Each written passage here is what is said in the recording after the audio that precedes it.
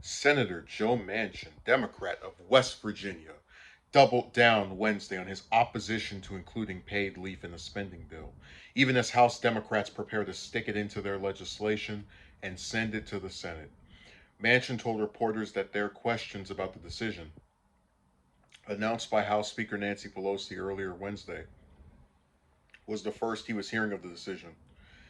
So he's saying that the first time he heard of this decision was when he was asked about it. An aide confirmed that he hadn't seen the House plan. That's a challenge, very much a challenge, Manchin said, adding that the spending bill is the wrong place for a paid leave proposal. Manchin instead argued that paid leave should be done outside of reconciliation, a process Democrats are using to attempt to advance their bill without Republican support. The arcane budget process comes with strict rules on what can or can't be included in the bill. I want to support paid leave. I want to do it in a bipartisan way. I've talked to Republican Senator Susan Collins. I've talked to colleagues on both sides. We both agree something can be done, Manchin said. Let's do that in a proper way. We're trying to force it through reconciliation, which has guardrails and rules and regulations.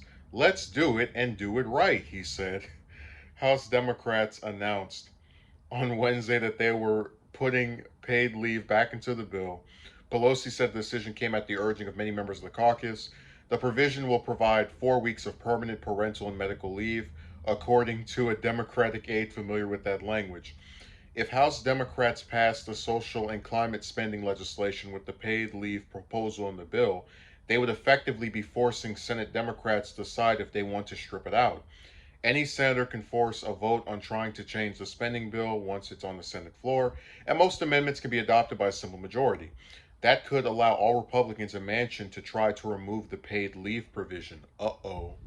So this article speculates that if Manchin doesn't get his way, he'll do the the wonderful thing he likes of working with people or working across the aisle and team up with the Republicans to stab the 49 other Democrats in the back and the House Democrats in the back by trying to yank out paid family leave. So that's a really slick thing that he might be able to do, depending on if all the Republicans try to get the provision out as well. So I'm not surprised by this article. I'm really not. I guess it is more of the same old, same old. I find it funny. His paid leave opposition, right, like to having it in the bill, is a much of the same problem. Where it's him trying to say, "Oh, we need to address this separately, and this needs to be put on hold,"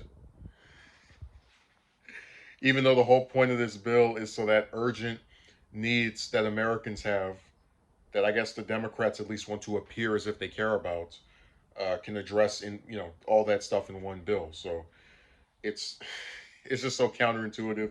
And then he says, "Let's do that in a proper way," and it's like, what do you? His idea of proper way is work with the Republicans, but I don't see what's improper about, as a politician who's trying to, or a series of politicians who are trying to get a bill passed, using a method that, whether he likes it or not, is proper or at least is valid, forcing it through reconciliation. That's something that has been done before, something the Democrats, if they have enough votes, can do and have every right to do. So what is this weird? But it goes back to that, just that crack pipe of symbolism, where he has to try and make things sound, I guess, more fancy than they are, with his, like, these words that he uses, this word salad, guardrails and rules and regulations. Let's do it and do it right.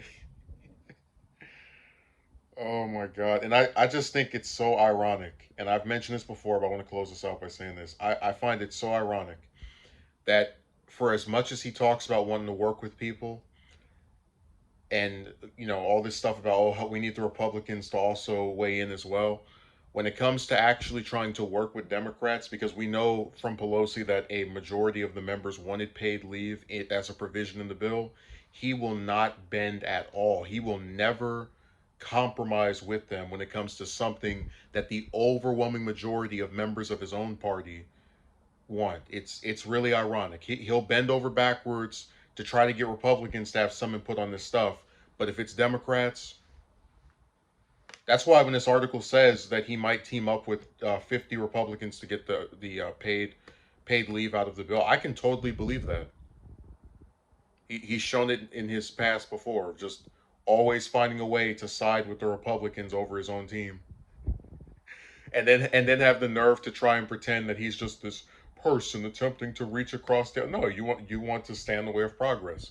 It's the same thing. Cinema's five people that resigned from her staff. We're talking about. She was an obstacle to progress. It's the exact same thing with Manchin, and he uses bipartisanship as a little slick way of not doing anything that his own party wants.